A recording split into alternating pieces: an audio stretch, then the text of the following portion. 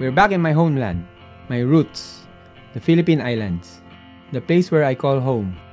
After I was introduced to the board sports community, it dawned on me that this beautiful tropical country has a lot of potentials for the industry. I was amazed that with over 7,107 islands, the community for action sports enthusiasts continues to expand and develop. Young or old, city-based or locally grown, it really didn't matter. Everyone is seeking for a new way to experience the thrill of board sports, making everyone a part of a big movement. In our 4th episode, let us travel to one of the surfing destinations that is very close to my heart. A place where most Manileños look for a quick getaway on weekends, where the surfing society is driven by passion and localism. In Zambales.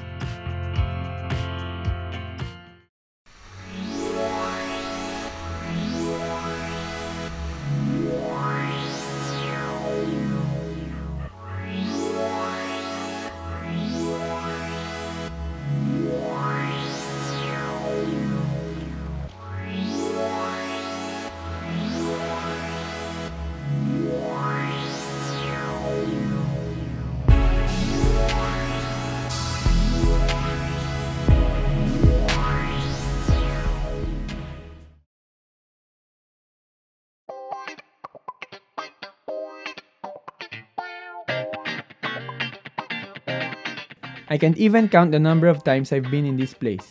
Every year, I make it to the point to visit Zambales.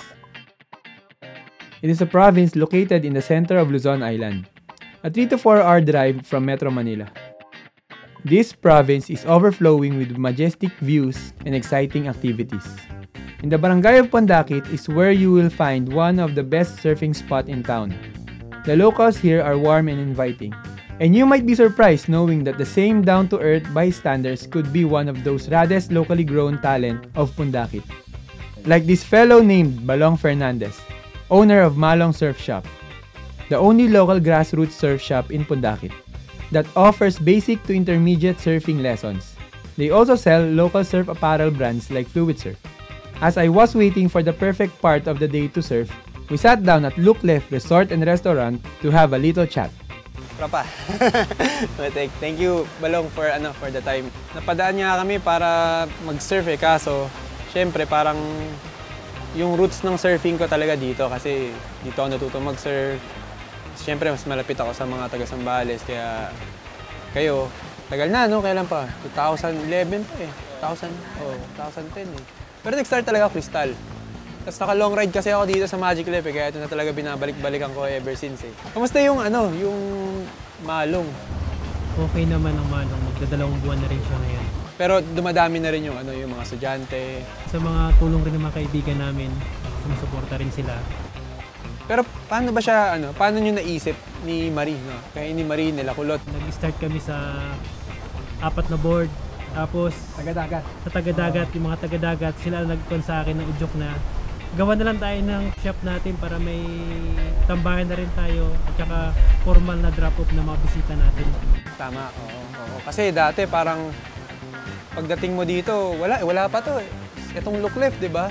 Kaya thankful nga tayo kasi dati pag gutom ka na, ahon ka, lakad, pabalik doon, di ba? Pero ngayon, at least dito sa Look Left, merong may pagkain na rin yung offer. Tapos, yung mga estudyante rin, di ba? May tatambayan na rin. As of now, parang dito sa left, kasi dumadami na rin yung tao. Paano dapat natin siya parang makokontrol? Hindi naman natin makontrol yung ganun talaga yung pagdami ng mga surfer community. Hindi talaga maiwasan yan eh. Iniiwasan na lang dyan kung paano hindi makadisgrasya, respetuhan na lang sa tubig. Sa tubig naman kasi pantay-pantay tayo. Tama.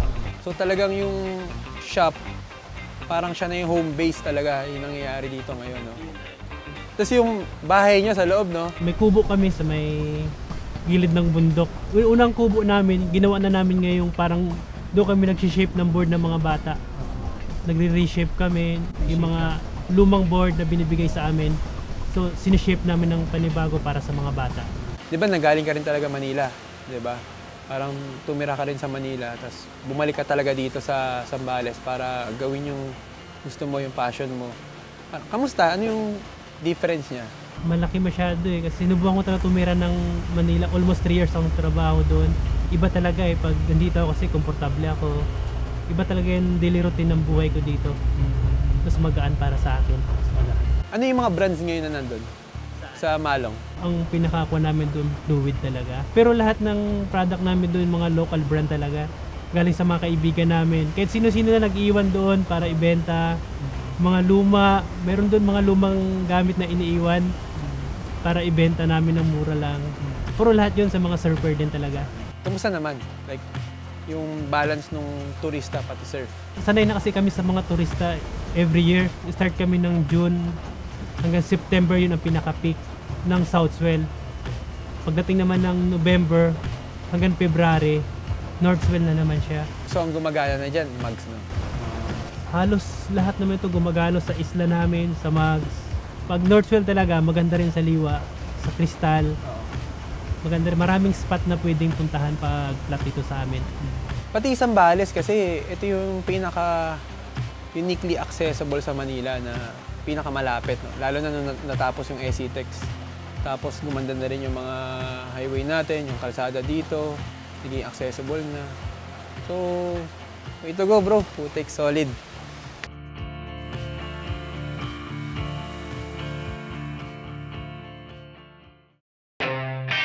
The surfing spot is truly one of a kind. Running fresh water from the hillside meets the constant rolling open sea waters, creating beautiful waves that provides hours of water drifting fun. This is why the locals tag the spot as the Magic Left. Another spot that is really famous to tourists is the Crystal Beach, one of the first surfing resorts in Zambales. Pitch your tent and unwind with your laid-back bodies as you gaze upon the beautiful sceneries. Tourism really is booming in this place, while business establishments continue to sprout in every corner, such as the coastline of Barangay Liuliwa, located 20 minutes away from Pundakit. A peaceful and relaxing shoreline that features locally owned carinderias and hostels. A perfect destination for explorers who's in search for a low-key paradise that offers exciting adventures. Zambales is all set for wanderers and board sports lovers all year round, receiving different sets of tourists in every season. Most of the locals are preoccupied right now as they prepare themselves for Southswell, a season of surfing that usually begins on the last week of May or on the first week of June. Whatever it is that you are planning, whether it's a day trip with your friends or a weekend getaway for the whole family, you can never go wrong with places such as Pundakit, San Narciso, and Liuliwa, Zambales.